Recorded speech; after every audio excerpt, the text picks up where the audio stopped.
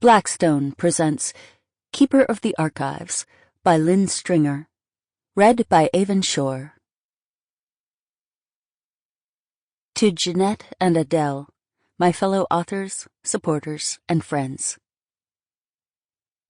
Chapter 1. I stretched out my hand, grasping for anything in the thick smoke that wrapped me in its choking tentacles. It felt like a living being winding its way down my throat, coating it in filth. I struggled for clean air, but there was none to be found.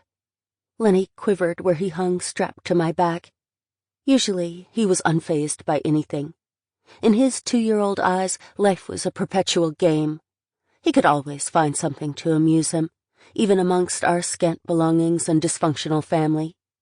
He hacked up a cough in my ear.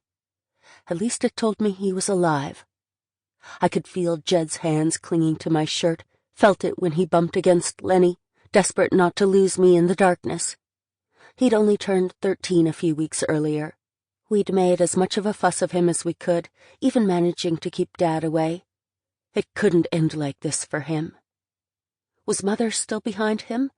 Please let her still be there. She had insisted on bringing up the rear, 5-year-old Kathleen strapped to her back.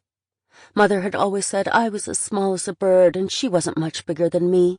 I hoped the weight wouldn't be too much for her. I stretched out, my hands disappearing as I felt my way around. The smoke stung my eyes, so I closed them. It made no difference if they were open or shut. I longed to feel the scratch of peeling plaster under my palms, a sign that we had reached our goal, the emergency exit on our floor. Surely we should have got there by now. I continued to grope, looking for anything solid. What if I'd been turned around somehow? No, that wasn't possible.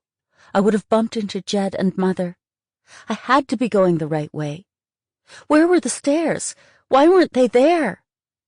My shin connected with something, and my heart leapt with hope, but then I realized that the bundle I'd walked into was soft, not scratchy with flakes of paint coming off in strips. Dread ran fingers down my back as I realized what it was. A body. Who was it? One of our neighbors? I found an arm, then a shoulder. Should I check for a pulse? I didn't know how to do that. They had taught us only a little about pulses and heartbeats at the learning sector, nothing that would help in a life-or-death moment. I stepped around whoever it was. I felt it when Jed connected with the bundle and tried to steer him around it. But then he stopped. Oh no, Mother wouldn't try to help, would she? She couldn't. Sample complete. Ready to continue?